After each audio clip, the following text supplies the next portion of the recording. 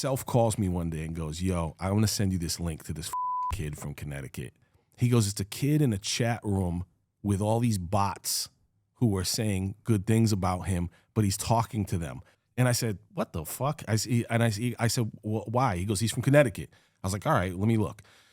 I go in this chat room and you're talking to these people. And there was a lot of bots in there too. And I was like, fuck this kid. I said, he's going to try to buy his way up and he has got paid bots. If there were bots, I trust, like, I did not I'm even not know accusing that. I'm you. probably talking to bots like a fucking idiot. Yeah, he didn't even know, huh? You were there like having conversations with the bot. Fuck do I know? I'm not accusing you. No, of course.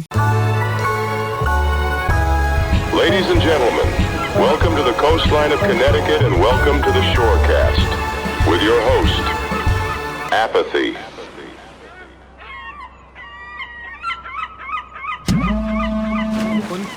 Okay. You know I can't burp?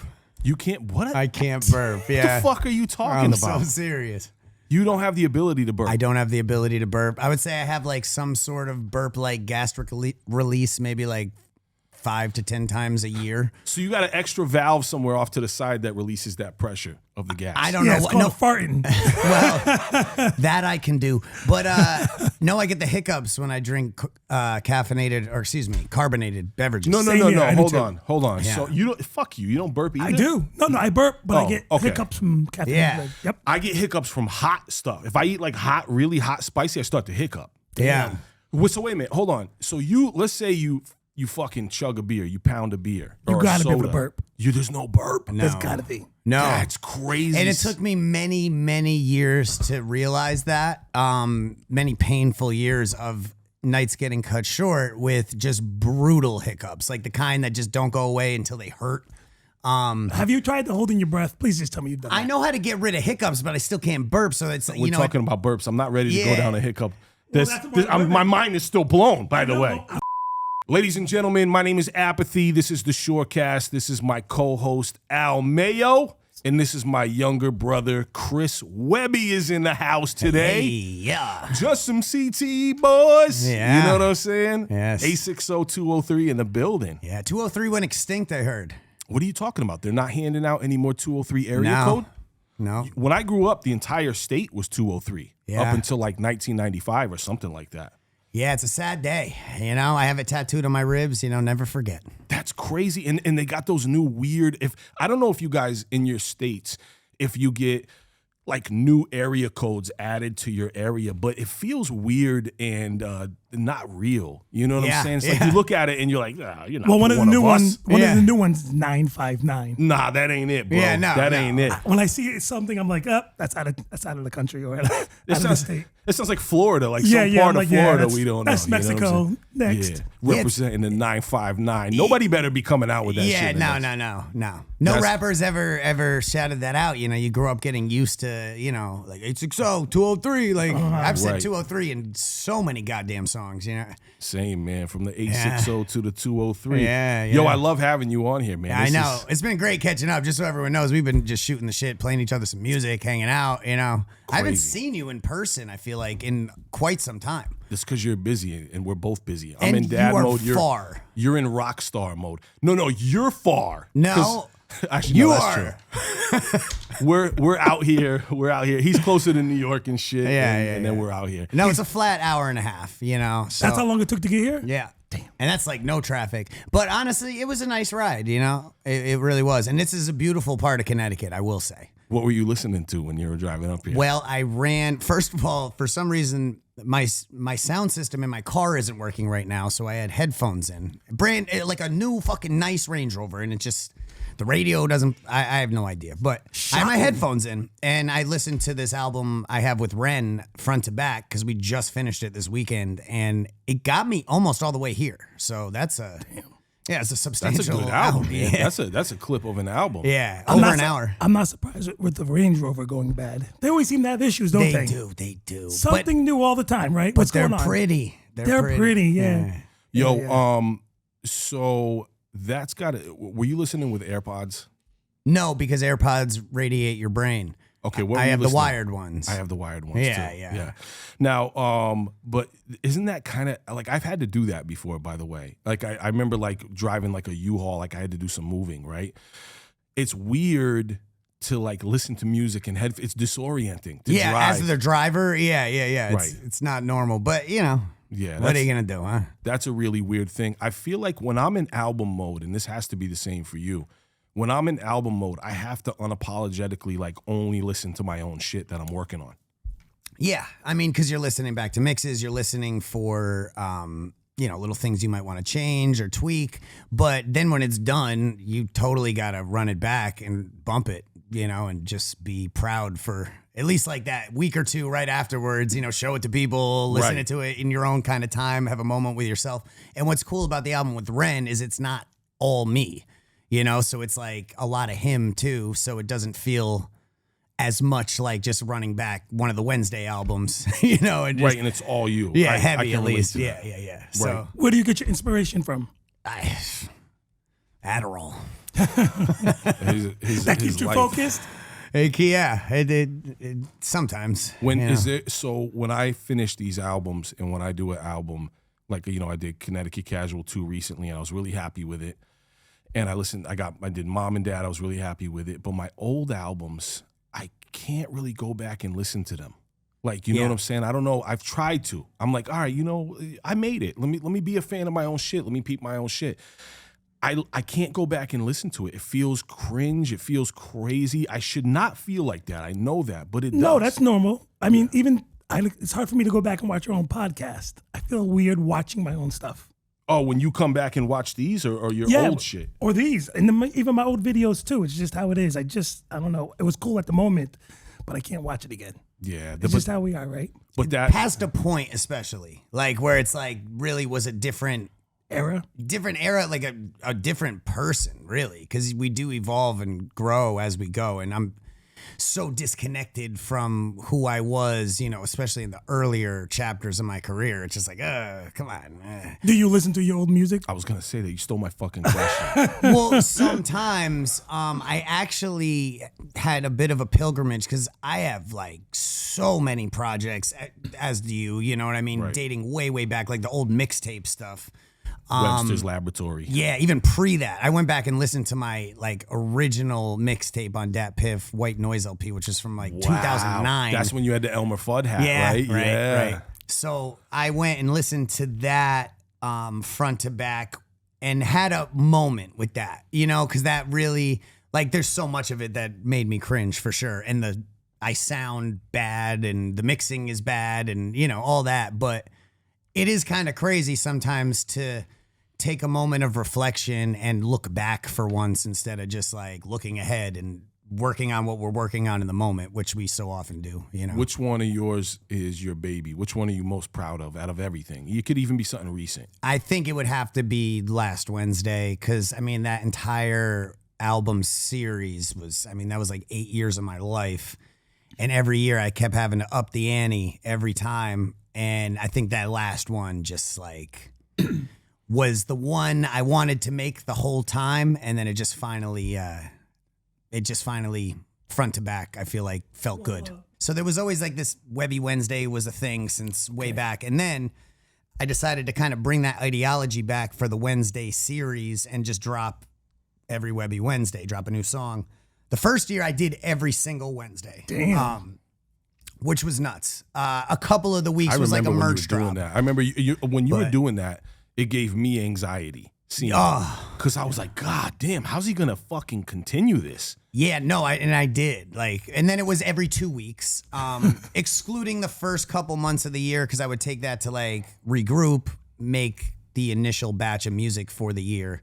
And then it was always like a game of trying to keep up with myself. And it was fucking mad exhausting. Yeah. And really just kind of climaxed in the 2023, 2024, because I made that the entire Last Wednesday rollout. And yeah, it was a lot, man. It was a lot. Go ahead. Well, it's just different than like going in and making an album. That in itself is a lot. But like I just had to keep up with it all the time. And I'm touring and I'm there's so many other things. It's not like I was just hanging out in the studio. Were you cutting records on the road? No, never. No, I could never do that. Never. I could barely write on the road. I have like my moments here and there, but I'm usually either getting some like hungover sleep or you're just actively doing some shit, Right. So Yeah, the tour is impossible. You could go out there with big dreams. I'm going to work out this time. You know, it's just like, yeah, sure. Yo, listen to me. What you're saying is so fucking real because there was so many times where we be touring with Enemy, right? Swavsky's here too. And shout out to Jackson is in the building too, and Fixer's up in here. We would go out on the road and fucking Enemy's brolic, bro. He's a muscle-bound He-Man, right? And I'd be like, all right, I'm going to go to the fucking gym. And I remember Self and I even discussed this one time. We're like, this is it, bro. This is the tour where we get buff. We fucking every day. What's it, like a New Year's resolution? I think once, no, maybe once with Enemy. In the beginning, yeah. I'm sure there was like one time you're like, all right, we just got to keep this up. And they're like New Year's resolutions, right? They start off strong. Right, and then it fizzle. And we said we were going to start it so stupidly. We flew into like Albuquerque where like the elevation's high. So you already feel fucking crazy, and we're like, yeah, this is a great idea. Let's go fucking pump some iron. We get up, we're ready to. Oh my God! But I put the shit turned down. I told him. I heard it. I told him like 3 times, and he confirmed. He's like, yes, it's off. All right, ringer's off. My daughter violated. I'm gonna hang up on it. There it is. Ringer's off again. Throw it out the window. Wow, it was off. Enemy got it in every day. Enemy was on the fucking road. Some people can do it. Yeah, there's always going to be days that no one can do anything, depending on how you tour. I mean, I'm in the van. I have like a Sprinter van, and then we have a U-Haul with a trailer that'll have like merch and all the equipment and everything and that travels separate. Yeah, drum set, all the shit, lights, screens. I try to pick up new things as we go, and just like next tour, try to bring something new to the table. But yeah, no, it's when you're in a tour bus. Because I've done that once on my own, which was financially very irresponsible, and then obviously the tour I did with Tech Nine, where I was the main opener on that, which was wild. But you wake up in the city, so you do have a little bit of time to do some things. Still don't work out, but when you're in the van, you got to like wake up, drive to the next city every day. There's just simply no time. Then you got meet and greet, load in, sound check. I got to do a pre-show shower, so I always have to go back and like, that's just part of my, Do you remember me, and this is because I love you, do you remember me calling you and being like, yo, what the fuck are you doing, man? You're doing so much on tour. You could be making so much more money. You remember? You know what I'm talking about? When I was like, yo, why do you have a fucking tour van and 75 people on your roster? Do you remember this? Jobs, they all got jobs. It worked for you, but I was just, like I said, like a protective older brother, like love. Yeah. I was getting anxiety because I'm opening up his fucking social media and I'm looking at it. He's like, here's me with 4 bodyguards, and here's a gaffer, and here's a lighting expert, and here's a scientist to test the ground samples. One security, but yeah, we got some things.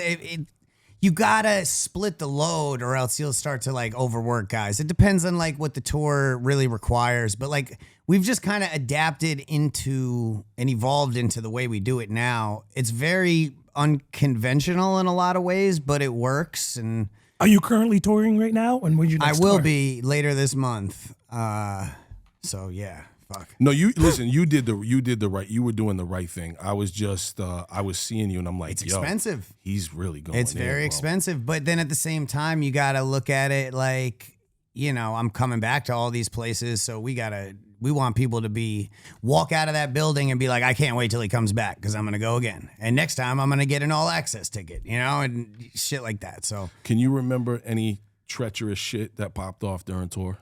There's definitely been some things. Not so long ago, our axle snapped on the van, and we totally almost got Final Destination out in leaving Ottawa. But damn. Chris Fury, tour manager, shout out to him for big up Fury. Yes, and saving us on this day because he's a very good driver, and he didn't panic, and he went all the way from the right lane to the left and then to a little patch of grass in midday traffic where there was trucks going by and everything. And we were a van, and we had a trailer connected to us at that time. So shout out to Chris Fury with the Jason Bourne maneuver, bro. Holy shit. It was wild. And then we had to have someone else's van come and pick us up on the side of the highway. We had to unload the whole thing with all the merch and all the equipment on the side of the highway and leave the van in Ottawa.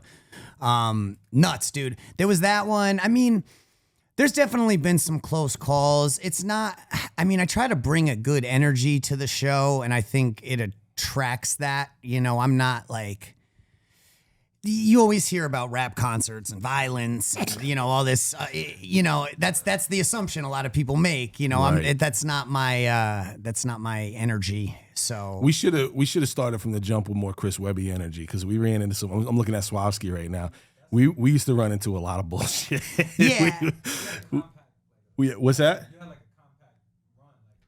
Oh yeah, we had a more compact run, but I'm just saying we ran into a lot of treacherous behavior out on the road, a lot of craziness. I mean, there's fights, you know, Yeah, but wow. but also it's like, how do you? It's when I'm on stage, if there's some fights breaking out, how do I kind of calm that down and prevent it from popping off again? Obviously, get that person out. But like, you know, you gotta, as the person with the microphone, you gotta control the energy of the room. So if someone goes rogue, you gotta, you know, make sure. Younger me was more of a hothead. Do you remember when I jumped off the stage that one time with that dude? Do you know what I'm talking about? I jumped off stage, so Enemy had to jump off stage anyway. But there was more hothead energy, but I could never be like that now. I No. wouldn't care. I mean, somebody what's the pops point off, of somebody risking heckles. some? Yeah, you know, who gives a fuck? Just like get them out if that's the energy they want to bring. Because you got to think about what a concert really is. It's a lot of people who have busy, complicated lives, and they just want a night off from all their bullshit and listen to some live music and kind of free themselves from all the shit that they have to worry about all the time. And that goes for the artist too, you know, because once you're up there, that's all you can think about. It's you're in it. Everybody's sharing this moment that you're all cumulatively within. And so when someone brings that sort of shit, it's like, get them the fuck out. And then also everyone else, we all came here to have a good time, right? Cool. No more of that shit, you know? Right. You know. I think it's unfortunate that I always have to be painfully sober at Yeah. my shows too. Yeah. I think my my wick is a little bit shorter because That's fair. of that. You know what I That mean? is fair. Yeah, no, I talk to some people too, and you know, who are sober, just like raw dogging life, and it blows my mind, you know, as this, you know, I am this like chemistry experiment, you know, and it's crazy to me, but I respect it definitely. And you know, when it comes to that type of shit, I use different things as tools. I don't really like to drink, but on stage, you know, that 3/4 a bottle of Jameson, you know, about every show. Yeah. It's empty by the end, but I have my little pour out moments, Mac Miller, DMX, and when I do those songs, and you know, some gets kicked over sometimes, but I would say, yeah, around about 3/4. Shout out to Self-Titled with his tequila craziness on stage. That's what gets Self through. You know? Tequila, that's different liquors work for different people's like biochemistry or whatever, biological, whatever the fuck. So I grew up with addiction, right? A lot of stuff, like my family, my parents, everything like that. And when I was younger, I was either gonna go one of two ways, right? I was either gonna be a supreme, fucking insane addict, or I went the way I went, where it bugged me out, right? Yeah. What was the first, like, so I tried smoking weed in the 90s, right? What was the first thing that hit you where you're like, oh shit, I fuck with this? Like, what, do you remember when you were young? What was the first thing that was getting you to the point where you were fucking with shit? Well, and first of all, let me just say, drugs are not for everyone. Correct. You know, that's really what it comes down to. They're not, some of them are just inherently bad, and there's certain ones you should never do. Some of them are, if you're doing them properly, in my opinion, little different than certain other vices that we all have. So it's just kind of like, if you can keep your shit locked down and under control, then, you know, it is what it is. You know, it's not necessarily a good thing, but it's not as bad as some would say. The problem is a lot of people can't keep their shit locked down and keep it under control. And those people need to realize those moments when that happens and, you know, switch course. I am weirdly like this Hunter S. Thompson-esque mindset with rules, and you know, I won't do this. I won't do this more than this. I won't drink after or before sundown. Oh, so I you won't. have- you know, you have I've discipline. Hell yeah, you have to have discipline. You can't just be out here like doing drugs and not have super discipline and understanding of yourself, or else you will, you know. I think everybody has to have I think it's important. I'm not going to say that everyone can, but it's important to have an understanding of your limitations, your personal limitations, whether like what you're saying, to echo what you're saying, whether that be drinking, like, look, I can't do this. Like, that's me. I know there's certain things I just cannot do because there's going to be problems, you know? And you got to recognize those things about yourself. It's very, very important. And look, what I'm doing now, like what my current chemical compound diet may be, it won't necessarily be that forever. You know, I can acknowledge that, like, all right, I should probably alter some things here. I just like it's stopping everything. It's like, man, raw dogging life, as I said, like that sounds like something I'm not ready for just yet. Well, let me ask you that. That's important, all right? Life is really fucking heavy, bro. Yeah. Life is tough. What is, and I feel like the world that we live in, it's a lot more difficult for people to get through it without some form of help, one or the other. I feel like we're inundated with so much social pressure. We're inundated with so much information and doom scrolling. You know, like back in the day, people lived in a town, maybe you'd hear 3 to 4 tragic stories a year. Now we're hearing them like 80 times a day. We're seeing these stories. We're looking at these YouTube. It is unnatural. So I feel like the thing that concerns me, I know there's people out there who have addiction problems. They have a hard time, mental health problems. And I think that I've navigated that pretty well with knowing when to reach out to somebody. Have you hit a point in your life where you're like, yo, you know what? I need to throttle back or I'm shook with how I feel right now? Yeah, I've hit that, and maybe not necessarily shook, but I've realized, like, for example, ecstasy and Molly and shit like that, that puts holes in your brain you don't really get back. So I ran my course with that and was like, all right, I'm going to fry myself out if I keep doing this drug. So I cut it out entirely. Certain other ones, you just kind of, you reach a point with them.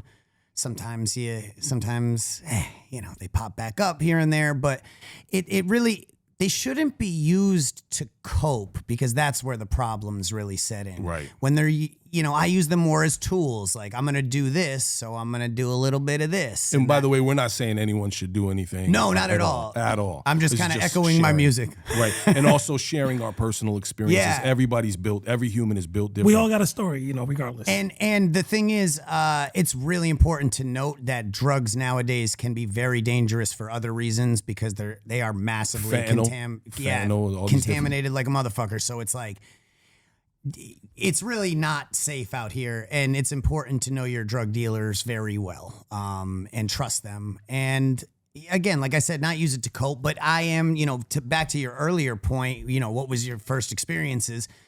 I was put on Concerta, which is one of those ADHD medications, like a long time ago, 7th grade. Wow. So that was just kind of like a cannonball into the world of pharmaceuticals, at the very least. I was Ritalin in the 80s with the first batch of Ritalin. Yeah, the very first. And it's like, I didn't have much of a user manual with that, so I just kind of had to figure some things out. I mean, I take less now as a grown adult than I did then as like a little fucking scrawny pup. So it's, I think they were definitely prescribing that irresponsibly.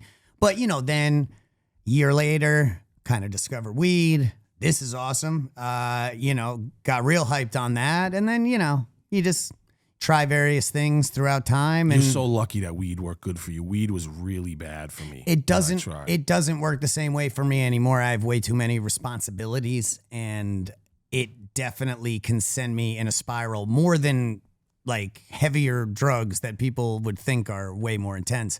Weed can actually set me off, and I'll be bugged the fuck out. So it works in the studio. It works when I'm being truly creative and kind of free, which I used to be all the time. Right. And now it's like, I'm kind of a grown-up, even though I hate to say that out loud. Well, hold on. You're about to be 37 next week, so what's the new chapter for you? Fucking next week, bro. Yeah, next Monday you'll be 37.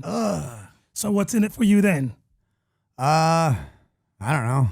Tour. Same shit. I'm the same way with my birthdays. I'm like, I don't know. I'm going to fucking go to work and I'm going to play. Yeah, that's real soon. You're going to be the big Here's 37. the thing, though. And, you do have to be always aware of things like that, your own mortality and health. And it's important to, I'm a Libra, so it's like the things that I do, I offset in my own ways. Is it perfect? Probably not. Would science agree with all of it? Probably not. But I'm a strong believer in the sauna and sweating as much as possible. Do you do that? Do you have a sauna in your crib? I actually don't, but I will soon. And but I go 4 or 5 times a week. At very least. Is it going to be a one person? Like you got one of those little saunas that you're getting? I'm not sure exactly. I wanted to get a big one with the rocks. You put the water on. Oh yeah. Because I've been out to Finland, and it's like I was sauning the whole goddamn time I was there. It was amazing. You can afford it, bro. Get one of those joints. Yeah, you know what like I'm an saying? outside big unit. Yeah. Get one of them ones they give away on Price is Right. You know what I'm saying? One of those fly joints. Nice. Are you going to do those like baths, the ice baths? So I actually got a cold plunge, but I fucking knew you did. Yeah, I knew you would have. I haven't been using it because I set it up outside, but it's got like an electrical part, so it was going to get rained on. So I shut it down for the moment until I find out where to put it. But things like that are what it's all about, especially when you're kind of in a certain lifestyle. But there's also elements of that lifestyle where it's like, dude, the shit that I do is insane too. You know, like touring and like having to be like, fuck, all right, now, we got to get this rollout ready. Or we got to hit the studio, make an album out of nowhere. You know, these are things that are not like the standard go to work, you know, and just have a routine type things. So the stakes are high with what we do, man. There's a lot because also it's sink or swim. It's, you know, you eat what you kill. Yep. That's it. You are totally fucking responsible. And then it's like if you don't deliver or you decide you're not going to do it, what the fuck else are you going to do right now to generate money? To generate money, but then it's also like a mental game of like, who the fuck am I if I'm not doing this? Because we've done it for so long. Like after Last Wednesday came out, it was really only like a month and a half that I took completely off, as I definitely deserved after all that rollout. But I still, halfway through it, was just like, who am I? Like, what's next? What do I do? Where do you see yourself in, let's say, 5 years from now? He's still gonna be music. He's still gonna be. Oh yeah. Anything else? I can't. One day I want to write a great television show. And I already have, the makings of it in my my notes app. But it's I don't know, man. I can't imagine not doing this because it's what I've done for my entire adult life, even before it was like fully professional. When I was back at like elementary or middle school. Sorry, I don't want to give myself too much credit. Middle school. But middle school on, like the moment I decided I wanted to rap, that was like all I wanted to do. So for that to possibly be removed in any way, shape, or form, like I don't know how I'd be able to sit with myself, which is probably something to talk to my therapist about. Well, you're an adult. You're an adult with ADHD, right? Yeah. Just like us. And when we're focused on what we love, we're the best at it. Or we become to be the best. Of course. Because you get a hyper focus with ADHD. Exactly. You Right. do. Exactly. ADHD is the common denominator. Yeah. It is. ADHD is the common denominator.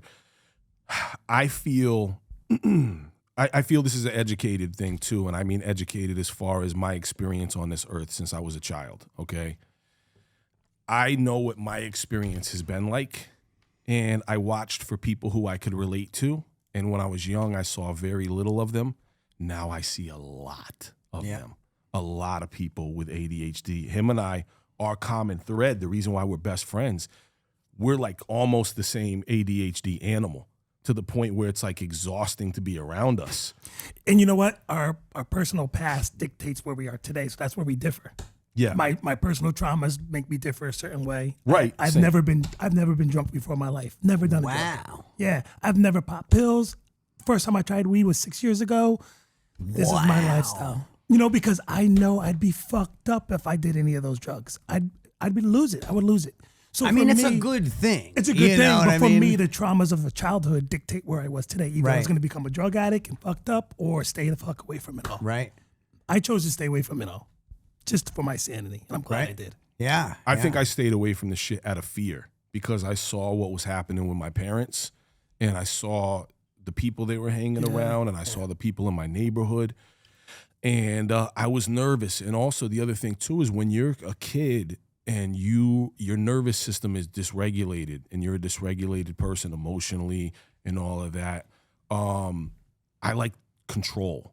And when I felt out of control, it was really scary to me So I needed to feel hyper in control. So later on, when I would try weed or anything like that, or to drink, it fucked me up, and all I wanted to feel was super normal and in control again. So that's really what fucked me up. You know what I'm saying? But that desire for control and that craziness is also what made me a control freak with music and just everything. And I have that a lot too. Like, rarely am out of control. Like, I'm not still behind the wheel in my head. You know, I'm not saying it's never happened, and I'm not saying it won't ever happen again. But it's not. That's not what I'm using any substances for. I'm not trying to go away from the driver's seat.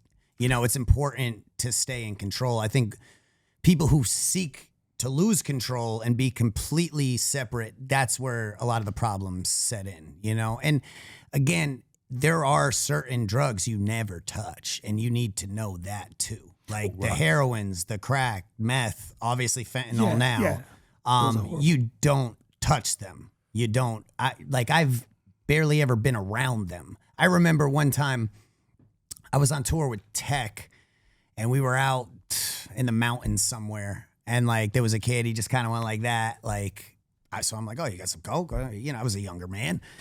He came on the bus, and he just pulled out a bag of fucking meth. Wow. And I was like, my guy, you got to get the fuck off this bus. No disrespect. I know you're trying to be nice and shit right now, but nah, bro. Absolutely not. So you got to have these rules, because those drugs will ruin your life, point blank, period. Other ones can, but they can also be used as tools. So, you know, it's don't do drugs is the better advice. But if you're going to do them with intention and serious like set of rules. Bro, Self and I, that's a great point. Self and I were on tour a long time ago. I don't know if Suave was with us. It might have been way early. We were in Portland, Oregon, and we're rocking, and it's like kind of towards the end of the set, and I hear little things hitting the stage. I hear whap, whap, whap, whap, and I look down, and there's like 6 little bags of coke on the stage, and I look at Self like, what the fuck? And Self's like, and I'm like, no, hell no. Don't do the stage. And we coke. left them there. They got left there. What a waste of whoever the fuck's coke or whatever it was in those fucking bags, bro. It wasn't weed. I looked at it and I was like, oh, hell no. Never do the stage coke. Yeah, the stage coke is correct. Stage coke. On the last tour I had up in Canada, someone threw up an 8-ball. Oh, Damn. Yeah. It's like, nah, I'm all set, bro. Yeah. Although that one I went to pick it up because I thought it was weed, and I was just like, oh shit. And I just said, I was like, I think I just committed a crime. Anyways, next song. I think there's footage of Bobby Brown doing a dance move and stops and gets down and picks up his coke. Cocaine. Yeah, that was his shit though. You think he just dropped it? Yeah, that was his. He's like, damn, I ain't letting this stay here. That's amazing. Shout out to B Brown, still one of my heroes, man. Oh, I love such a big Bobby Brown fan. Every little step I take, classics, yo, classics. That was more Hot to before. handle, too cold to hold. They call the Ghostbusters because they in control. B Brown, baby. I love Bobby Brown, man. So dope. I don't have much of an opinion on Bobby Brown. It's before my time. I mean, It was before your time. We got 10 on you, 10 years. yeah. Well, you do. I have 9, but it's still significant. You still came up in a dope era. It's interesting what 4 years will do to somebody. Like, you're 4 years older than Suave, right? I'm 9 years older than you. And it's crazy the differences in like the cartoons you would watch as opposed to him. Right, and right. what the music we would grow up. Even my friends who were like esoterics, only a couple years older than me. There's a different Public Enemy album that is his favorite over mine, and there's a different Ice Cube album that's his favorite over A different mine. top 5 depending on the generation too. Right. What's your top 5? Of what, albums or MCs? MCs.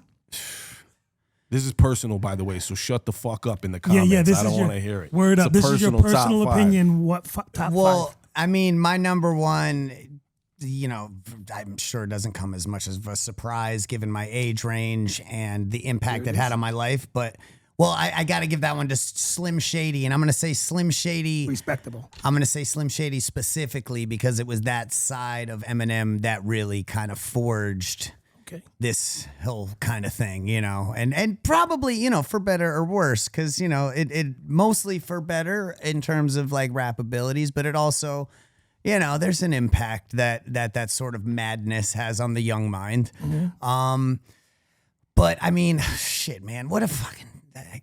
I've been asked that question. Slim Shady got to be your 1, 2, and 3 spot, bro. Yeah, it was big for me. It was big for me. And not to say that is like, oh, well, he's a white rapper, of course. But I mean, specifically my age range, there was no age range more impacted, I would say. That's what we identified. That's what we're saying, because if you were 10 years younger, you might not see that. Yeah, no, and I'm sure you could still. The way you guys see him is probably completely different. I was in 5th grade when My Name Is came out, and it was just like, whoa. I respect him on the list, whether he's number 1 or 10. Yeah. Respect it, but he's not my one. No, of course. And mind you, again, I said Slim Shady, so it was like that era, it was that attitude, and it that really had a huge, profound effect on my brain. So entertain us. What's number 2, 3, 4, 5? I would have to put DMX on there. I don't know what number. I should have this question ready. You know what I mean? I should, but I never do, ever. He was big for me. Busta's big for me. Somebody we mentioned. Yeah. I'll give you the other 2 later in the podcast. All right. It's tough. No doubt. It's tough. See, it's interesting because when, you know, you say you were in 5th grade when M was really popping off in Hi, My Name Is, I was already putting out records at that time, and he was somebody that I kept hearing about from my friends and my peers, and I was really intrigued, you know? Yeah. And you're like in this like more of a similar age bracket, so you look at people completely different when that's the case. People don't understand that too. It's like when people were kind of like your peers, even though he went far bazillions of years beyond me, like, you know, people don't understand that it's just different with what you're listening to at that time when other people are putting out music. It's like me and Mac Miller. You know, we came out around the same time, and I respect Mac. I think he, especially later in his career, had some phenomenal music, but I'm never going to look at him the same as someone who's 8-10 years younger than me, because we were like coming out around the same time. You just, you view people different that way. Yeah. I think it's a maturity thing. Like nothing is better than music when you're young and you're innocent and you're not in the game. There's nothing fucking better, bro. When I was a little kid and I was young, Eric B. and Rakim, Ice Cube, Nas, it's different. It's different than when, you know, you're in it and somebody's putting out records who's close in age to you. Totally different feeling. I think it goes for so many things. It's why you have a Pee Wee Herman right behind you. You know, when we're young, those things that make an impression. I have Pee Wee on my shirt. Yes. You know, I have a Ninja Turtle guest room. I have arcade full of all the retro old games. Like, the things that have an impact on you during a certain age will always be special in a way that nothing else ever will. And then when you add in the element of being a hip hop artist, once you kind of pull that curtain back, you never see anyone like that again. But the things that were special to you when it mattered then will always be special. That's the nostalgic part of it. That's strong. Yeah. And I'm big on nostalgia. Real big nostalgia guy. Yeah. Actually, you know, hold on, I want to get to that. But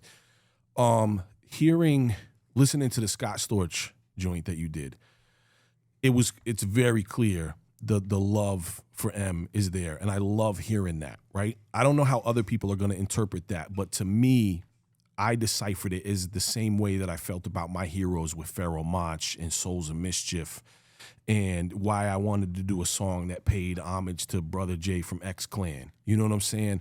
Like, I loved hearing that from you and come up more than once, even when you broke down that thing about, you broke down, it's like, am I wrong? You were like implying that you're this son of Stan, Stan, yeah, man. Yeah. And that was dope. I loved hearing that whole thing, because even though I wasn't like that same former Eminem fan, hearing your love for the music and for that artist was really dope to hear.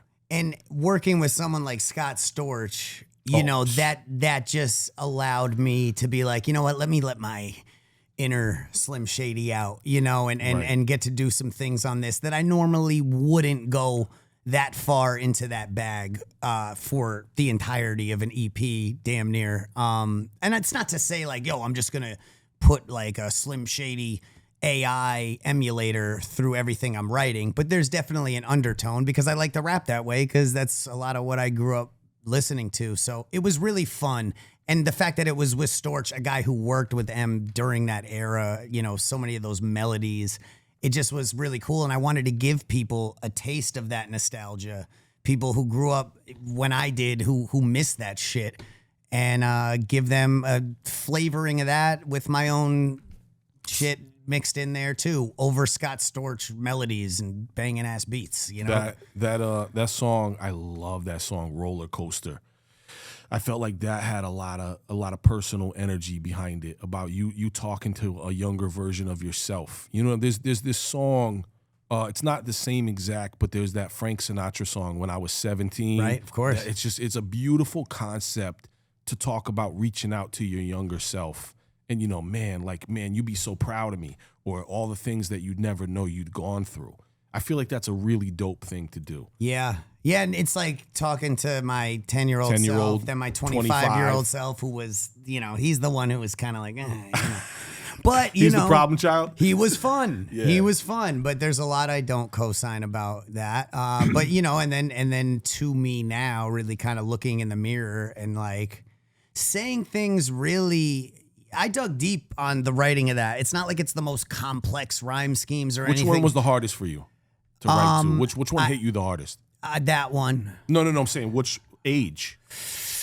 Probably the one to myself now, because I feel like in that I'm saying things that I wouldn't even really say in casual conversation because they're so like personal in a way. I mean, it's not like it's anything that crazy, but kinda, you know, I'm pretty hard on myself. And Right. I think that, you know, that people heard that, you know, I played that for some people right after I did it. And they're like, damn, like you need a hug, you know? And it's like, no, I'm good. I just see it. I think it's important to be that vulnerable and personal at times, you know, because we spend so much time running around all braggadocious and with this exoskeleton of like, I'm a fucking sick rapper, especially like the bar rappers like ourselves. Right. You know, sometimes we just have this, you know. What have you written a song yet that's made you cry? Your own personal song, if through introspect. Have you written something that's made you emotional? I teared up listening to this album with Ren 2 times. There's 2 ballads on it. That really fucking got me in 2 different ways, honestly, when I first really did a listen back. It was the day after the last session, so I was really vulnerable that day. You know, I was just like exhausted and it had, you know, even when something ends and you got the job done, it's like you should be so happy, but then there's a feeling of like, damn, like, you know, it's over. You know, they're heading back to the UK. And There's another one. Put another one in the history books. Yeah. Something about it. It's like, I understand that. So you did a record that was to your younger self? well, yes, that's on the Storch EP. And that one definitely makes me feel something, but there's some Ren helped to bring some shit out of me, but we'll get into Ren you know, when we finish the Storch. But, you know, just in summary, yeah, the Storch project was amazing. I got to go down there. Like, I was with him for more or less a week. Scott Storch is a fucking lunatic, bro. He's a Scott lunatic. Storch is a lunatic. He's bro. a lunatic. I've never met anyone like him. He's an alien genius Yes. from another fucking place. Yeah. Scott Storch is otherworldly, and Scott Storch is dope because he's had the biggest accolades in the world, all these huge, high-profile stuff, fucking really high level, and then he's been a part of some of the most dopest, classic, bedrock, obscure hip-hop, like the Boogie Monsters. He played, for you guys out there who want to get in the weeds, Scott Storch played the organs on Boogie Monsters' Recognized Thresholds of Negative Stress back in '93, which is fucking bonkers, man. That is so dope that he was involved in that, all the Roots stuff. Just what an incredible guy. And then just some of these melodies that he's created. It's just crazy that it's got to come out of the ether for guys like him. And It then really to happen does. more than a handful of, a lot for it to happen a lot. Watching it hit him in those moments, it really is like he's tapping into something otherworldly. Because, in day-to-day life, he's a very distracted guy. He's got his phone, he's sending a text, he's talking to, Right. like, he's got a cigarette in his hand, he's like fucking around on the keys, but then something just clicks and it's just like he does something that's like, oh my God, bro, like, what are you? But he, and I worked with him back in the day too, which a lot of people hadn't realized. He did the title track on my album Chemically Imbalanced, and that was in like 2013. So it was really cool to get back up with him for an entire little mini project and bring the skill set that I now have, because it's obviously way more than what it was then. So let me ask you this. You said something a little while ago about, us being vulnerable lyrically, and then all this, there's a lot of like, the exoskeleton of the tough rap stuff. How important is it for you to have the recognition and validation from people who are the culture of hip hop, like the MCs and the right people? How important is that to you? It's not important anymore. It was for so long. I was seeking something that I just had to kind of accept. I'm probably not going to get, because of who I am, where I'm from. I'm sure you can relate to that in a lot of ways too. I'm sure there's a lot of things you think you should have gotten, but no, he's white, Connecticut, these things, it doesn't matter how good you are. People make their own assessments. It's human nature. So, I mean, especially me being from the suburbs, a lot of people back then having a problem with that. It's not like I grew up rich. My mom was a public school teacher and my dad, plays guitar. So it wasn't like that. I think there's some people who think I grew up in this gigantic mansion. I have a nice house now, but that's off rap money. So I think it's, I don't know.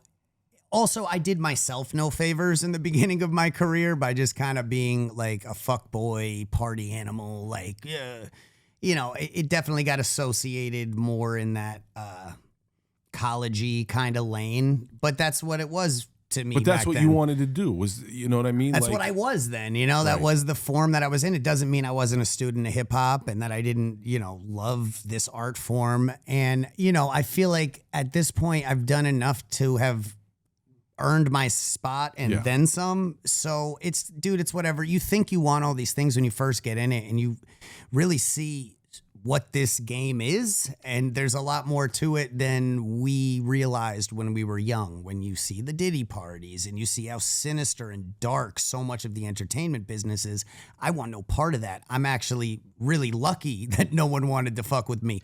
Maybe they didn't want to fuck with me because they could kind of suss out that I wasn't gonna join one of these orgies and start fucking kids. That's So, how I felt too. That's how I felt too. yeah. Right. So maybe there is something to that. And, people who are not easily controllable or easily blackmailed are kind of rejected from certain elements of this industry. And so good riddance, whatever. If people want to respect what I do, that's great. I don't need them anymore. I've built something cool, and, I'm happy. And for the most part, at least in that realm, but you realize at a point it's not about fame. But we do like respect doing what we do. We do like to be respected and at least acknowledged. And do I get acknowledged as much as I think I should? No, but what are you going to do? It's chasing the dragon, though. Yeah, like, you know whatever, what I'm saying? man. Like, I'll tell you, I'll give you the most raw. Here's the thing. Let's be real. You have a ton of fans. A majority of the people who are probably going to watch this is your fans pulling up to see you do something new. And there's going to be a lot of people who are my fans because they fuck with the podcast, they fuck with me. So I'll just talk to my fans, because your fans are already tapped in, and thank you guys for being here. I love you guys. But to my fans who might not know Webb, but you have to know Webb. I mean, so here's an interesting thing, right? And this is a great compliment, by the way. It's gonna get there. The first time I ever heard of you, I don't know if I told you this. Self calls me one day and goes, "Yo, I want to send you this link to this fucking kid from Connecticut." He goes, "This is crazy." And I said, "All right, what is it?" He goes, "It's a kid in a chat room with all these bots who are saying good things about him, but he's talking to them. And it's making it look like there's a lot of people." And I said, "What the fuck?" I said, "Well, why?" He goes, "He's from Connecticut." I was like, "All right, let me look."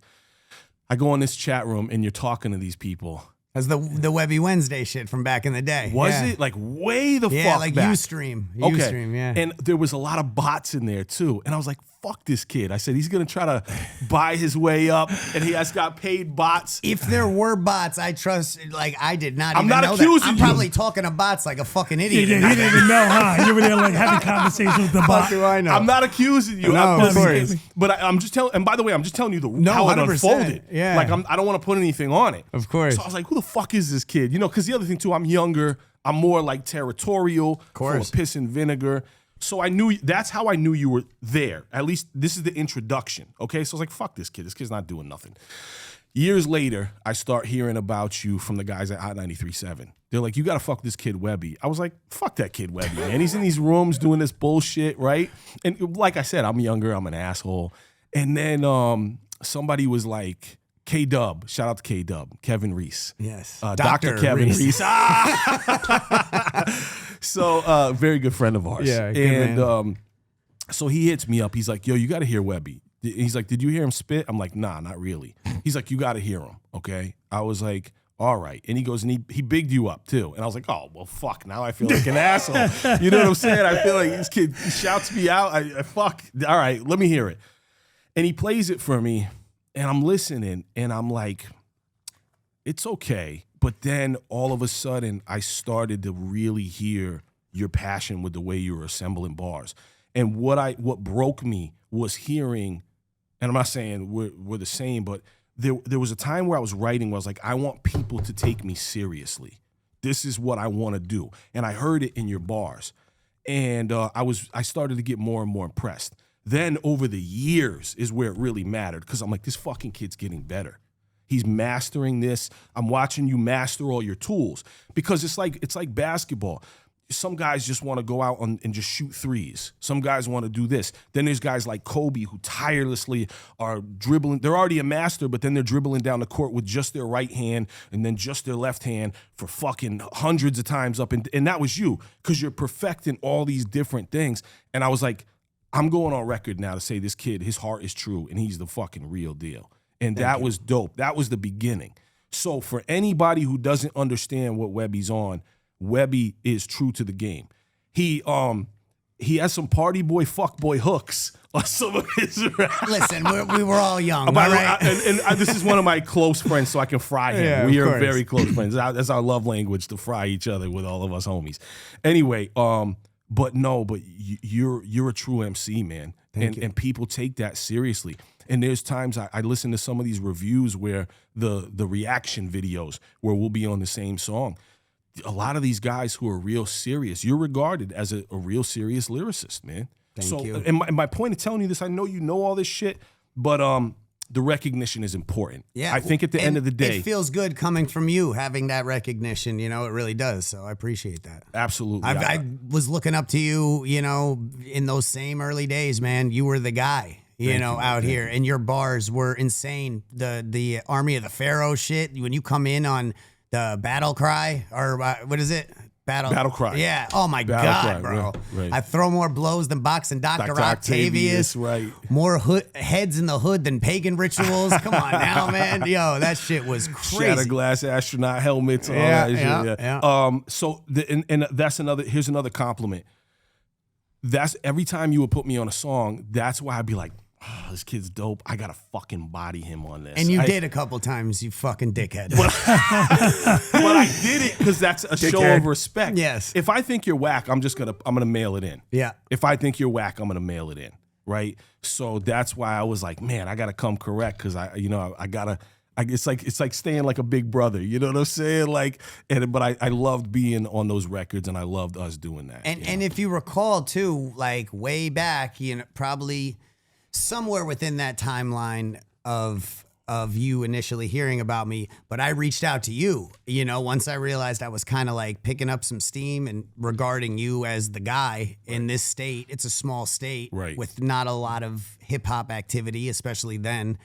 And I was just like, hey man, I just want to let you know, like, I'm a big fan of yours. Like, I fuck with your music. I wouldn't want you to think anything else from me, you know, because because I know how it is. We're both from Connecticut, both white. White you guys, know what I mean? right. It's like oftentimes that alone could be enough to set 2 dogs in the fighting ring, you Right, know? So right. I just wanted to make sure you knew that wasn't my energy. And I think you really respected that. Nah, that was dope, man. Yeah. It was dope how we became friends and then just us clicking over the years, you know, as brothers. It was really, really dope. What was your first video game console that you owned?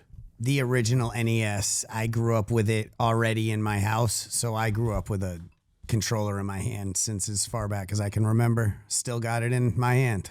Was your dad playing? Yeah, they were playing. My mom too, even a little Tetris and whatnot. You know? Tetris is the bomb. Yeah. And my dad still plays. He loves a little Call of Duty, a nice like story mode game, as long as it's not too complex with the controls. Because I think as we've learned with our inability to do some of these things that the younger generation can do, just second nature, he just will never get a video game controller all the way down, you know? Right. Like the evolution is crazy. And with he's been younger. playing my entire life, you know, on and off, not as much as me, but it's like, Dad, you still don't. What do you play? What's your favorite game? I just started the new Ghost game. So there was Ghost of Tsushima. This one's a different Ghost of Yotai, I believe. It's Samurai's storyline. So far, incredible. I just started it last night. My favorite game of all time, Red Dead Redemption 2. I was just going to say, you and I share an absolute obsession. I felt real weird at one point with how obsessed with it I was. Yeah. Like playing all night long, like to an ungodly hour. Yeah. Right? And being invested in the story and these So characters invested. and invested in Arthur and just everything. The stuff that you could discover in there was crazy. It's unbelievable. R.I.P. Arthur, first and foremost. I was actually making my girlfriend watch a large portion of that storyline to the point where it started putting a strain on our relationship. But I was like, no, you have to share this moment with me because this mission is important, because then that leads to, you know, I love that game to an, you know, maybe unhealthy amount. You play that game now? I just did a replay of it, and I got real close to getting to platinum too. Like I was collecting everything, and then I got burned out. Maybe I'll tap back in and try to like finish some of the things I was doing. But I mean, yeah, that game is so good. I'm a big God of War guy. Kratos is probably my favorite character in any game ever. I find him to be the most badass motherfucker. Is your dad running Warzone on Call of Duty? Yeah, he does more of the storylines. Oh, he does the campaign. He does Okay. the campaign. Yeah, yeah. He's not He's not running Warzone, nah. Nah, I'm on Warzone every single night, man. It's Yeah. it's Yeah. it's wild. I love See, it. and I don't play anything online. I need story, and I need to know that I'm working towards a goal, which really applies to my entire life. I'm always working towards a goal. I don't totally do well agree with without you. one. And, you know, with a storyline, you eventually will beat it and put it down. With these online things, you know, It's never ending. It never ends. And I don't like that concept so Me much. too. Same. Fortnite, I fucking hate Fortnite. It's a stupid fucking Nah, I game. can't fuck with that shit. Yeah, for Can't fuck with that shit. 12-year-olds, that game. My son, he's 7, and they're not allowed on certain things, right? Because you know all the fuck shit that's going on, like the fucking Roblox and all that, right? I don't know that much about Roblox now. Listen, there's a lot of really fucked inappropriate shit with adults interacting with kids on that specifically, right? What? So the kids were able to go on that, but they go in a controlled area where there's no interaction with people, right? So one time he goes back to his mom's house, all right, and I'm off work, and it's my time to have my time, and then he's back with his mom. And I left an old Xbox there, and I thought I secured all the parental shit, right? And so all of a sudden I get these email alerts, and he fucking charged, it's like $700, and he's 7. And what he thought he was doing is he thought they were giving him these rewards for playing good, and that he was confirming it, and because it was popping up. Yeah, yeah. And he ran up my shit to like $700 fucking On dollars. what? On just these Robux.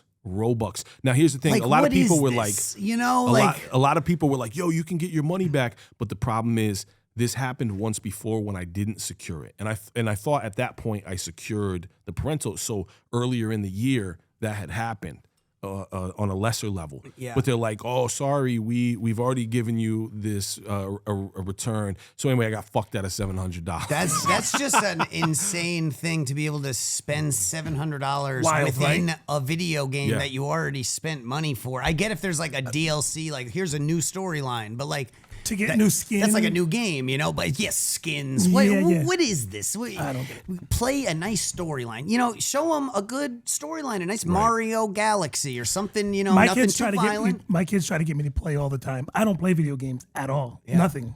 I don't do none of them. He plays all the time, and I'm I'm You know, a big you know what? gamer. I'll tell you what my son started to fuck with. That's like, in my opinion, it's a modern day classic on like a simple level. Is this fucking game called Sneaky Sasquatch? Sneaky Sasquatch is on Apple TV. I don't know if it's on other platforms. This is the silliest, funnest, dopest game with a lot of shit to it. It's like this whole big world. Dude, it's like, imagine like a simpler, cartoony version of Red Dead Redemption where you have goals, you have certain things to get, you got to buy money to get other things. It's on what? Apple TV. You use the little Apple TV remote to cruise the guy around. He's a Sasquatch, and he's got to like tiptoe around humans. Then he's got to blend in with the humans, and he's a nice... And he eats everything.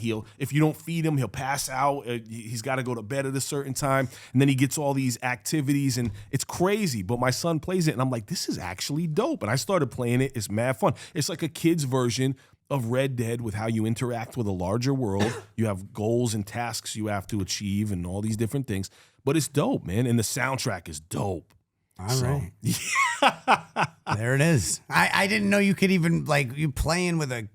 See, and that's how I know I'm getting old. I can't even wrap my head around what that Robux. You just spoke a different language for that entire segment. Oh, bro, trust me. I was nuts. I was Look at the sun shining on this shit. Remember that problem we had before? How the fuck can I close that? It's annoying. So anyway, it's healthy. You know, you get Brandon, a little leave that vitamin D. in. Leave my complaint in about the sun shining on this shit.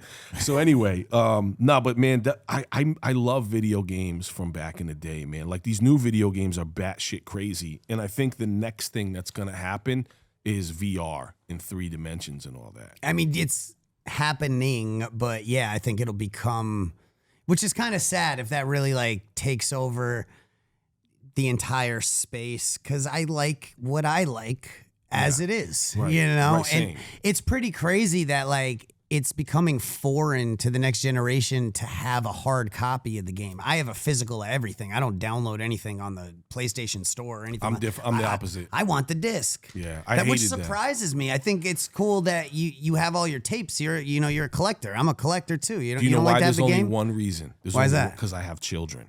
Oh, They fuck the discs up, bro. They fuck them up. They scratch them.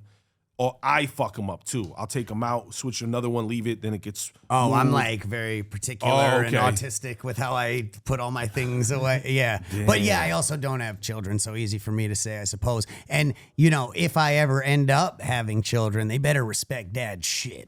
Because Well, I let me got break it to toys you all right over now. my house. I'm gonna break it to you right now. They ain't gonna respect your shit. Well, My man. You said, I love all the shit somebody says. I love that we have record of it right now, He's too. planning. Oh, they better respect my Oh, Webb, shit. your kid's 8 now? Let's review the tape, motherfucker. You might as well make another record, rapping to yourself 5 years, 10 years from now, and talk man. about them kids. 'cause Remember they all ain't gonna the listen shit to we your said, too, before? We're like, yo, my kids are never going to... They're never.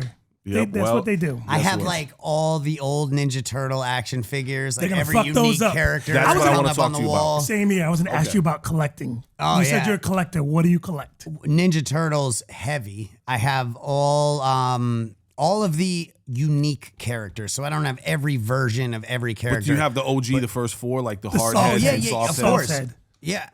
I have all of them all the way through. I would want to say like 94 or something like that. Okay. In the packages? Oh yeah, in the packages. I spent like the past couple of years like going back and collecting those. You gave me one actually. Yeah. Was it April O'Neil? Fuck, I don't remember. I think which it one. might have been I April remember O'Neil. gifting it to you. Yeah, I yeah, remember yeah. that. Yeah. So that's the version of her that I have up there. But yeah, no, I have all of them. And yes, if I was to have a kid and they fucking touched my turtles, Well, that's how my kids are about my I'll 3 get them and their own 3/4. turtles. Right. You know what I mean? Like that's the understanding I would need to reach. I would imagine as a parent is like, I will get you things if you deserve them, of course. But these things you don't touch. But I guess it is probably more complicated than that. That's your favorite toy? Your favorite collection? I would say that is, I would say that is. But I have a lot of stuff. I just like collecting stuff. I had a little taxidermy stint there for a second. I got a moose head, a raccoon, a porcupine. Where do you put the moose head? On my wall. Damn. And it's fucking crazy. I got it on eBay. That's how much is that? What's the moose head go for? God. Oh, Damn. shit. I thought you didn't say expect $600. that. Right. Yeah, $600. Okay. That's cool. No, I mean, it's fucking, like, moose are big, man. Shit. Yo, what's up, girl? You see this moose head in my... Yeah, that's right. I don't play. Yeah, it's over one of the fireplaces. I got a moose head. So you have a I career. have a song called Moose Head, and that's basically the vibe of it, is I got a moose head. And you have a career in the hip That's hop so dope. world. So the question is, do you have any collection items from your past and from other hip hop artists? Well, Things like that? I have a lot of little trinkets throughout my own travels. Yeah, little lanyards and little like tour posters. But yeah, I have a bunch of cool collectibles, some vinyls, and I didn't have as much in the way of cassettes because they were still selling cassettes when I was a kid, but it wasn't as applicable to casual listening. Although I used to cassette tape songs off of the radio, Right, and then I would record listen to them. those back, or any album my parents didn't let me get. I would have my friend bring it over and record it from the CD to the cassette in the same, those joint boombox. Right. Yeah. But now, cassettes are back. They're really popular. Like I people sell like them. buying them. I Right. sell Okay. them. Okay. Bet. Yeah. I think they're more a cool little collector item than something to really like listen to, because in a way that vinyl has come back, cassette hasn't, I would say. Like there's people play vinyls now, like a lot. This album you did with Ren, I want cassette and vinyl of that. I believe we will be doing that. I think we're probably gonna do a lot of stuff with that. I gotta get that. Yeah, I man. gotta This get that, album man. with Ren is I would honestly say the thing I am most proud of being involved in my entire career, which is pretty crazy to say this deep in the game, especially after, completing that Wednesday series with what I kind of judged as a more or less perfect album, having the Storch EP. But something about this is special. And I think it has to do with the fact that like hip hop as of late really is not speaking to me.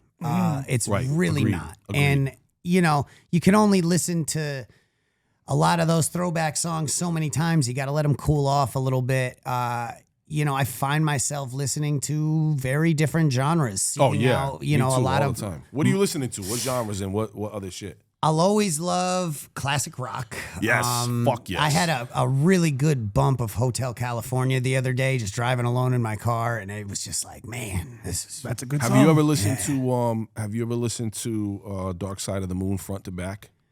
I don't know if I have. Listen, I want to tell you something, and please do this. Please indulge me. in Take this. some acid, listen to that. I don't know, 'Cause whatever the I fuck did you listen wanna to Pink do. Floyd with my like hippie drug friends back in the day, but did we ever do a front to back all the way?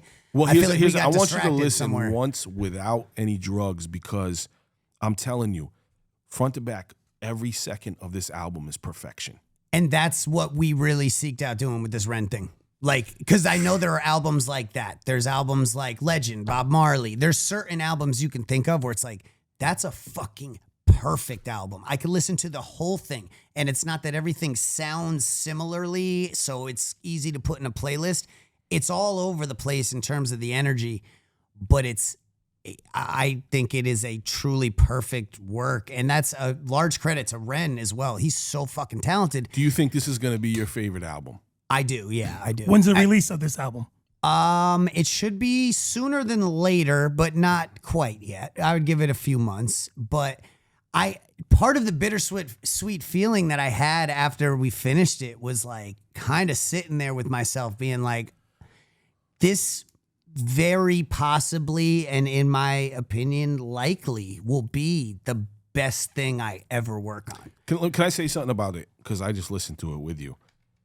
Search just said on the last podcast that I'm very brutally honest, and I told him there was a lot of shit I don't fuck with. Yep. And Search saying that everybody I know all my friends in the industry, all the legends, they know that about me. I'm very brutally honest, right?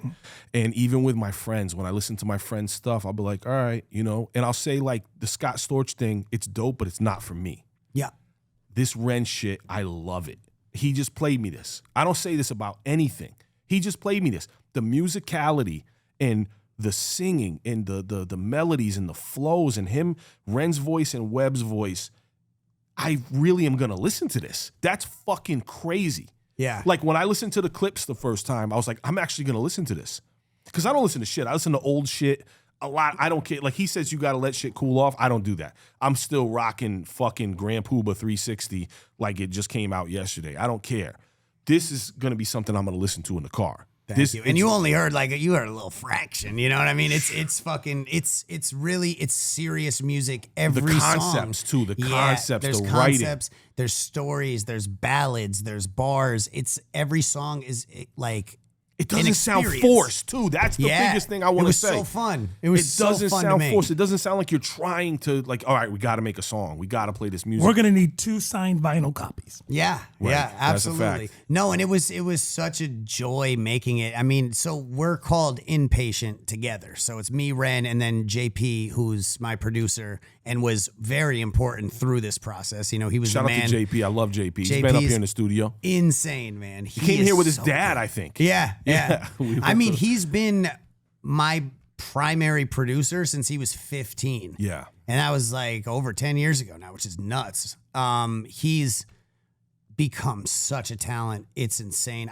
I'll never understand how his brain works, especially with how high he is at all times. Yeah. And then what he manages to do there. It's nuts. It's nuts. But yeah, man. So like all of us together, just the electricity bouncing around that room and everybody pushing each other to be better. What's JP's work process like? Because I've known this kid since you put me up on him. He's a savant. He's bonkers.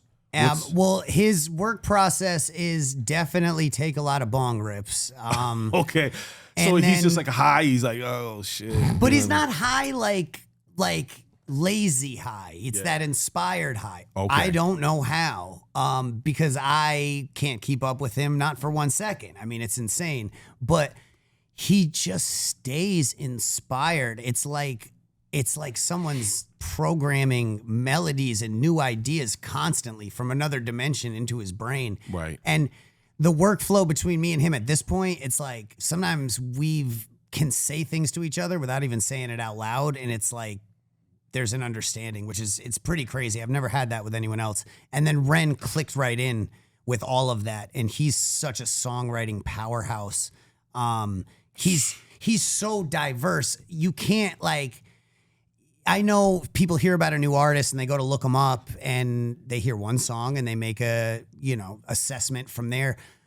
I would consider myself an artist that you can't really do that with. There's so many different sounds, but Ren even more so because it's like, you might pull up one of his rap songs and think what you think about it. But in my opinion, some of his best songs, if not his best songs, in my opinion, are his ballads and these beautifully sung songs that make you feel shit deep in your gut.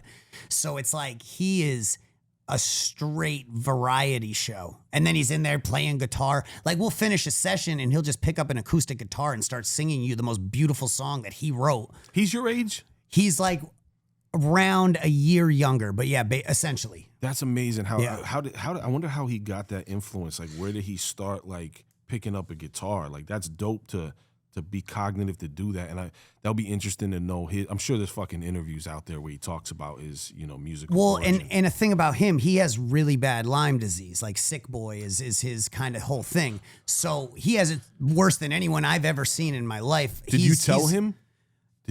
Oh, he knows. Bro, he knows about Plum Island. Bro, this is ground zero. We're fucking ground zero for Lyme disease. Which is so crazy that's his whole thing. And for him to end up coming into Connecticut specifically for this entire experience. You guys should have took a field trip to fucking. Where's he from? He's from the UK. So he's from Wales specifically. He lives in Brighton now. But yeah, so which is super rare for Lyme is not as common obviously out there.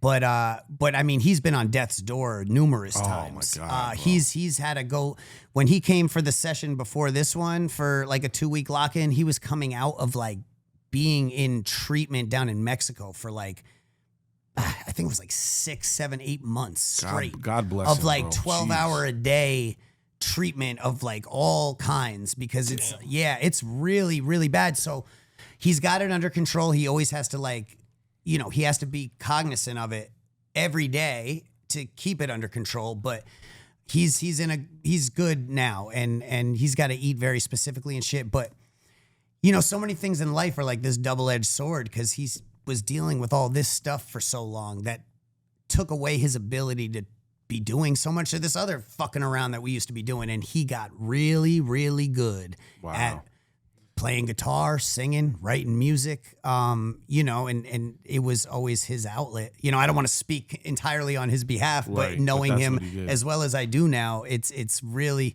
so impressive. I've never seen a more impressive musician firsthand in my life. Well-rounded across the board. It's a pleasure to watch him work. Truly. That's so fire, man. That's dope. Yo, we all know a lot of people, like, I mean, there's no shortage of how many industry people we know and famous people that we all know. But one that really intrigues me is that you're cool with Pete Davidson. Yeah. And the reason why I bring him up, it's not just because he spent his time on SNL, he's got his movie. He seems like a very different guy for this industry. He seems like real down to earth and real good dude. I noticed that about him. Yeah, and when you reach that level of celebrity, I mean, that's something I would never want. There's going to be so much hate thrown at you when you're the guy out here who everybody's talking about, and you're kind of, all these different relationships that are so high profile. He jokes to me, he's like, people used to be the man for that back in the day, getting with all these ladies, famous hot girls, and just as of very recently, it's like, well, that's really not cool. And, it's like, that is so against the American mindset that we grew up with. It's like, that's exhausting. But we're just like, yo, you're the fucking man, dude. Yeah, absolutely. But he is really a cool dude, and he grew up a Chris Webby fan. So it's like he was bumping my shit back when he was in middle school. So his movie made me emotional, man. Yeah. His father was a New York fireman too, right? Yeah. Correct. Yep. Died in 9/11. God bless. Yep. But no, he's a good guy. Went and saw him when he had a stand up in Bridgeport. He was good. Oh, he was word? really good. Yeah. And but no, he moved out to the woods, not that far from me. Like, I don't want to even give any sort of realm because when people are that famous, Sure, you don't even want to give them a fucking yeah. area code to Massachusetts, start searching in. You know what I mean? Paparazzi and all that shit. But his house is really cool. He's a lot like us in the collecting. He loves his VHSs and his action figures and all that shit. What action figures is he collecting? He's a big turtle guy too. No way. Yeah, he's like a voice of a character on like the newest Turtles apparently. Oh, yeah. Which I haven't seen that yet, but he was telling me about it. It's Was pretty he impressed wild. by your shit, or does his shit blow yours out the frame? Yeah, well, I have the specificity of the way I have all of mine lined up and everything. It's like I think I haven't seen anything quite like that yet. But I mean, no, he's got some cool shit, man. He's got some really cool shit. And yeah, going to his spot, we were hitting like he's got the sauna, cold plunge, hot tub, cold plunge, hot tub, doing that. Right. Like that's the back and type of forth? shit. Yeah, that's like the cool shit to do now at this age. It's That's taken from Russian culture. You know what I'm saying? Yeah, Like, but it's so good for smart, you. Makes you yeah. feel Wim Hof incredible. shit, you know Yeah, what I mean? dude. Wim Hof got a lot figured out. Yo, speaking of that turtle line, because I was there from when it was brand new, right? Yeah. I remember Michelangelo 88. was my first. Yeah, the one. Playmates. Yeah, 88, yeah. Right, you were born that year. Yeah. Bro, let me tell you how big of a fucking letdown Shredder was. Shredder was back then when the first Shredder, character? yes, Like the original toy. The Yeah, toy. yeah, yeah. He He's is all like hunched really over. like He's all hunched over. His Yeah. face looks corny, looks lazy. Yeah. It's horrible. But the turtles were, even though they didn't have many points of articulation, Yeah. I didn't give a fuck. Yeah. They were dope. I was Turtles 10, are so dope. I like the Turtles too, but the Nintendo NES game was Yeah. the bomb back in the day. That was Oh, the shit. and it's still heralded as like one of the hardest things ever. Oh my to god! Where complete. you're like Swim through that looking- water. where you're like, oh my god, dude, fuck that game. Oh it was so It hard was for a child crazy. to play. Are you kidding Yeah. me? I was like a little kid being like, turtles. And then it's the hardest game ever, dude. It really is. That bomb, that underwater bomb, disarm the bomb with the things. Yeah, they you have so many suddenly gotta get memes. air. Yeah, they have so many memes about that where it's like where all my anxiety comes from my childhood. You know trying what to I'm saying? swim through and getting zapped. It was hard. Oh, Yeah, fuck no, dude. fuck that game, dude. I like the Actually. Ninja Turtles, and I had a huge collection, believe it or not, but I got rid of it a few years ago because I centered sold my it to collection me. more on. I know how it's crazy. And I had them in the packages too. I had a ton of them. Get rid of them. What would strike you had one one- day to be like, let me get rid of this? Because I cool narrowed it shit that I into have. like superpowers, He-Man, Thundercats, All right. ones that were really, really important to me. Okay. And Ninja Turtles, I was 10, and there was Fair. There's so many. Fair. Let's talk about it. Because by 98, or excuse me, by 88, you had the first few, and then it went crazy. There's a fucking Ninja Turtle for everything out there. Right. Well, yes, when you're talking about the duplicate turtles themselves, There's but so the many characters, of them. though, you The got characters, so obviously many. the Bebop, Rocksteady, Krang, like the core bad The guys, core but then you got ones. like Yes. Scumbug and fucking Mutagen just Man, shot and out. all these fucking wild ass characters. I loved those. I thought that was fucking. I liked sick. Casey Jones. Yeah, Casey there Jones, was a few yeah, of them I yeah, really yeah. dug. But you know who? What was the other guy that I really? Oh, I always wanted Michelangelo with the trench coat, with the hat, the disguise. Oh yeah, I have that one. Is it I have that Michelangelo one. or is it Liam? No, I think it's I think they all were in the same, right? Weren't they all? yeah.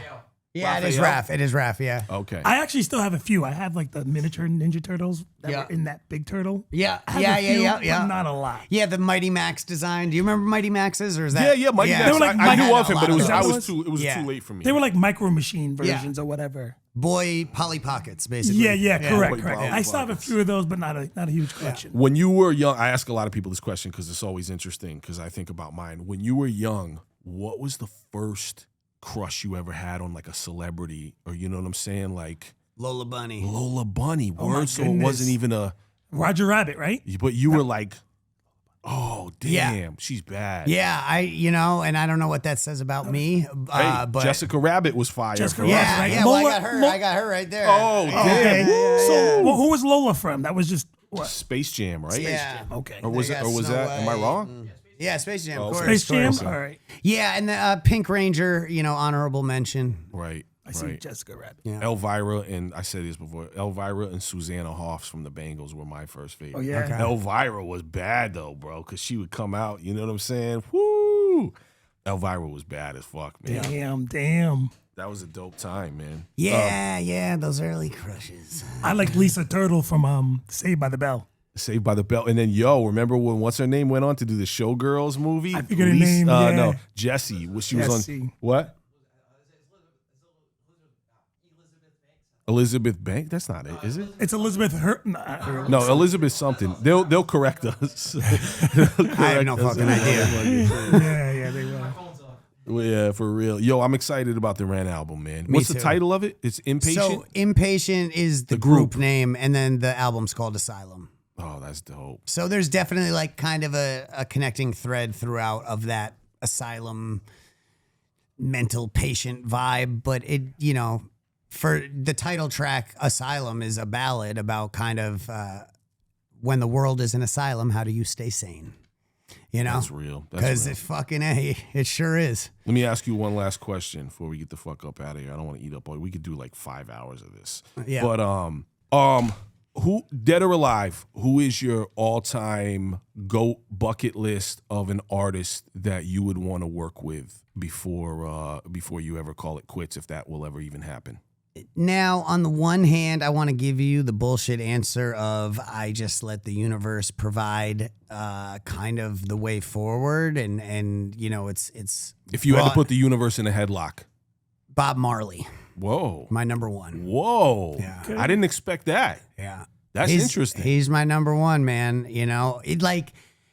I'm not listening to Bob Marley 24/7. It comes in like kind of phases. I would say that with reggae in general, but like it's always warm, like some hot cocoa by the fire. There's something about it where it's like that's fucking music, and that's music that supersedes any sort of taste or race or belief. It's so deeply, it triggers something in the human spirit that I'm not saying no one else has ever done, but usually within genres, there's something about what he did and reggae that just has an ability to like tap everybody right in the soul. And I think that that's a beautiful thing, and probably why they took him out. Great choice. There's guys who are so iconic that were so great, like Bob Marley, like Bruce Lee, like Jimi Hendrix.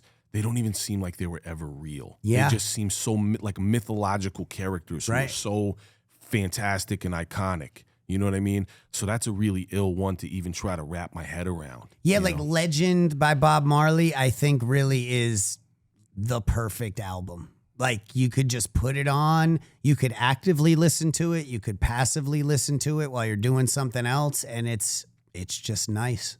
Chris Webby's Netflix series that he'll be producing is about a time traveler who goes back through time to work with the most iconic artists of That's all a time. pretty cool idea. Yo, there you go, bro. Yeah, Let's go. all I want a point on that. Okay. You know what I'm saying? Half a point. Oh, damn. The bargain driver. Yeah, that's dope. Yo, I love you, brother, for real, Love man. you too, dude. And it's been an honor. And I'm having learning you to here. love him as well over Oh time. man, the love is real, man. Wait till we go eat. You'll see what he does. You know what I'm saying? I'm excited about this meal we're about to have. It sounds good. Shout That's out to gonna Ocean determine- Pizza. Ocean Pizza in New London, Connecticut is one of my favorite places to eat. It's nostalgic. You would never know. It looks like a blast from the past. You know what's my favorite thing about Ocean Pizza? What's that? When you walk in, the smell I of the agree. place, Yeah. bro. Oh my God. I can't wait. It's amazing. And they make Pizza oven's going, and it smells delicious. It smells amazing when you walk in. Delicious. Yo, one of the it's best things ever. Al and I always say, a lot of people would find this hard to believe. They have one of the best lobster rolls ever. It's only a cold lobster roll that they serve there. It is a heaping huge lobster roll, and they make one of the best fish and chip plates ever. And if you're not a pizza snob, like I'm not, you like the Greek style pizza, it's amazing, man.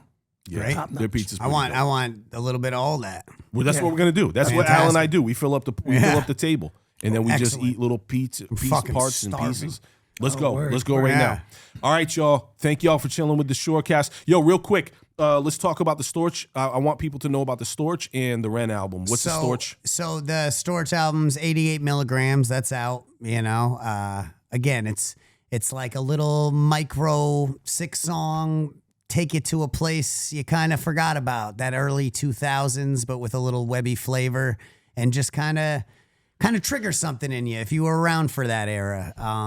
That sounds oddly familiar yet something new. So I think, like we said, nostalgia's nice. I think people would appreciate that, especially when you kind of look at it as what it's supposed to be. Right. You know, that was my goal with that. And then the Inpatient album with Ren, that will be coming out. Probably, maybe the rollout will start end of the year. Okay. Probably, maybe is my way of not promising anything. Do But you think we're gonna hit 2026? definitely by the time the album itself comes out, but Okay. the rollout may begin before then. Oh, that's exciting, man. And we just finished it like 2 days ago. Me and you should invent a new thing where we do 3 or 4 songs and call them a microdose. Nice. You know That's what I'm good. saying? Yeah. From now, not an EP, not a Yeah. single. We can do that. We could be like, yo, it was invented here in Connecticut by Apathy and Nice. Chris Webby. The microdose. That's I'm nice. dropping a microdose this month. You know what I'm saying? That's something. I like that. That's You've had a something. couple good ideas in the past 3 minutes. On that note, we're going to Ocean Pizza. Yes. Peace, y'all. Later. One love, Al Mayo, Apathy, Peace. Chris Webby, Jackson, Fixers in the building, and we out.